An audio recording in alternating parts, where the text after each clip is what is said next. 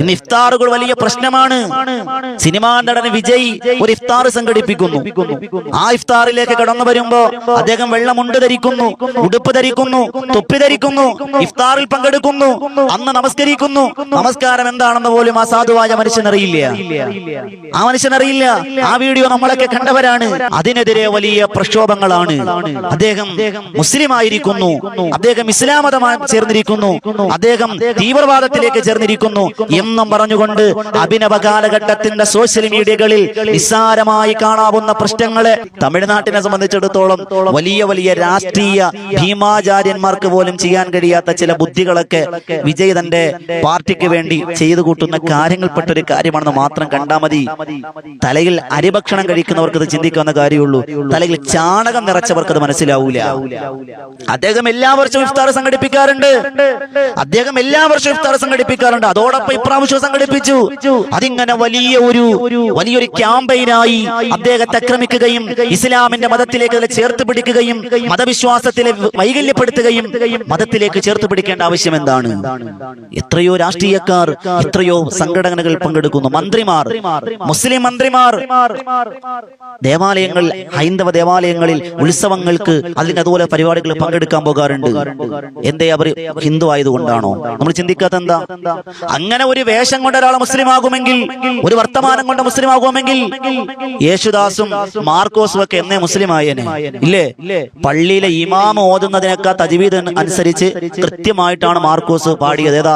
സുബ്ഹാനക ലാ ഇൽമ ലനാ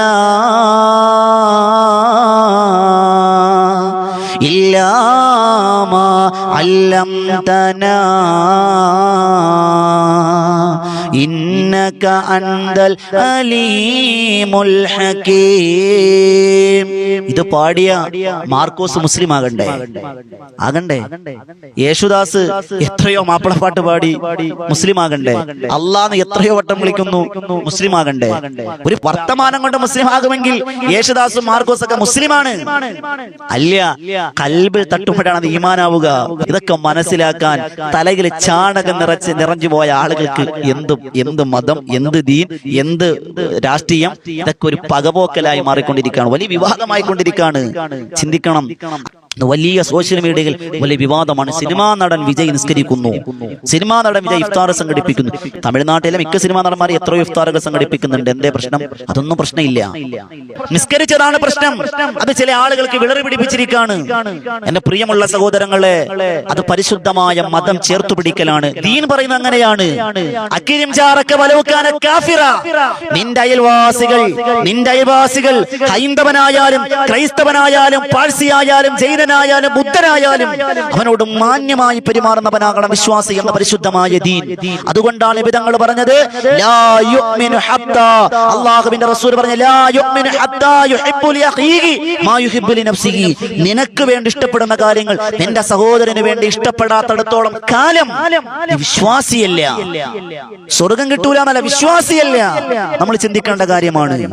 സിനിമാ നടൻ വിജയ് ആ ഇഫ്താറിലേക്ക് കടന്നു വരുമ്പോ അദ്ദേഹം വെള്ളമുണ്ട് ധരിക്കുന്നു, ഉടുപ്പ് ധരിക്കുന്നു, തൊപ്പി ധരിക്കുന്നു, ഇഫ്താറിൽ പങ്കെടുക്കുന്നു, അന്ന് നമസ്കരിക്കുന്നു. നമസ്കാരം എന്താണെന്ന് പോലും ആ സാധുവായ മനുഷ്യനറിയില്ല.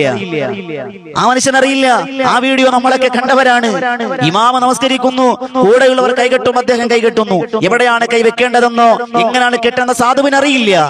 റുക്കൂ ചെയ്യുന്നു, സുജൂദ് ചെയ്യുന്നു. അതിനെതിരെ വലിയ പ്രക്ഷോഭങ്ങളാണ്. അദ്ദേഹം മുസ്ലിം ആയിരിക്കുന്നു, അദ്ദേഹം ഇസ്ലാം മതമായി ചേർന്നിരിക്കുന്നു, അദ്ദേഹം തീവ്രവാദത്തിലേക്ക് ചേർന്നിരിക്കുന്നു എന്നും പറഞ്ഞുകൊണ്ട് അഭിനവ കാലഘട്ടത്തിന്റെ സോഷ്യൽ മീഡിയകളിൽ നിസ്സാരമായി കാണാവുന്ന പ്രശ്നങ്ങളെ ഒരു രാഷ്ട്രീയക്കാരന്റെ, ഒരു രാഷ്ട്രീയ ചാണക്യന്റെ ബുദ്ധിയാണത്.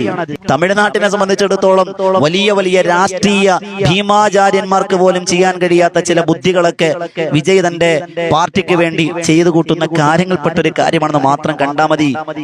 തലയിൽ അരിഭക്ഷണം കഴിക്കുന്നവർക്ക് ഇത് ചിന്തിക്കാവുന്ന കാര്യമുള്ളൂ. തലയിൽ ചാണകം നിറച്ചവർക്ക് അത് മനസ്സിലാവൂല. എന്റെ പ്രിയമുള്ള സഹോദരങ്ങളെ, ഒരു സിനിമാ നടൻ വിജയ് നിസ്കരിച്ചത് കൊണ്ടോ ഒരു ഇഫ്താർ സംഘടിപ്പിച്ചത് കൊണ്ടോ ഇവിടെ എന്ത് സംഭവിക്കാനാണ്? അങ്ങനെ സിനിമാ നടൻ വിജയ് നമസ്കരിച്ചത് കൊണ്ട് ഇസ്ലാമിന് എന്തെങ്കിലും നേട്ടമുണ്ടോ? ഇസ്ലാമിന് എന്തെങ്കിലും കോട്ടമുണ്ടോ? അദ്ദേഹം അല്ലാഹു ഹിദായത്ത് പ്രദാനിപ്പിക്കുമാറാകട്ടെ. നമുക്ക് അങ്ങനെ ദുആ ചെയ്യാം അല്ലേ? അങ്ങനെ ഏതെങ്കിലും വർത്തമാനത്തിന്റെ പേരിലോ ഏതെങ്കിലും വേഷത്തിന്റെ പേരിലോ ഇവിടെ ഒരു മതത്തിലേക്ക് ഒരാൾ ചേരാൻ പോകുന്നില്ല. അങ്ങനെയാണെങ്കിൽ നിങ്ങൾ പറയൂലേ, ഇത് പറയുന്ന ആളുകൾക്ക് പറയൂലേ ഗാന്ധിജി മുസ്ലിമാണെന്ന്? ഗാന്ധിജി മുസ്ലിമാണെന്ന് പറയേണ്ട അധിക വിദൂരത്തൊന്നും. കാരണം എന്തേ?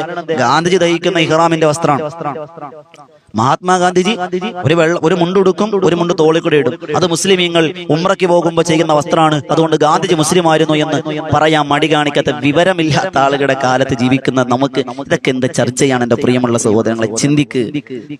ദീൻ എന്ന് പറഞ്ഞാൽ എന്താണെന്ന് മനസ്സിലാക്കാതെ, ഗുരുവിശ്വാസത്തിന്റെ അടിത്തറ എന്താണെന്ന് മനസ്സിലാക്കാതെ കാടടച്ചങ്ങ് വെടിവെക്കുന്ന കാലത്താണ് നമ്മൾ ജീവിച്ചുകൊണ്ടിരിക്കണേ. അങ്ങനെയൊന്നുമല്ല.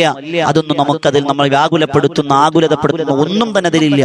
അള്ളാഹു നമുക്ക് ഈമാനോടെ ജീവിക്കാനും ഈമാനോടെ മരിക്കാനും ഭാഗ്യം തരട്ടെ. അതുകൊണ്ട് നമ്മൾ മനസ്സിലാക്കേണ്ട കാര്യം മറ്റുള്ളവരെ ചേർത്ത് പിടിക്കുന്നവരാകണം.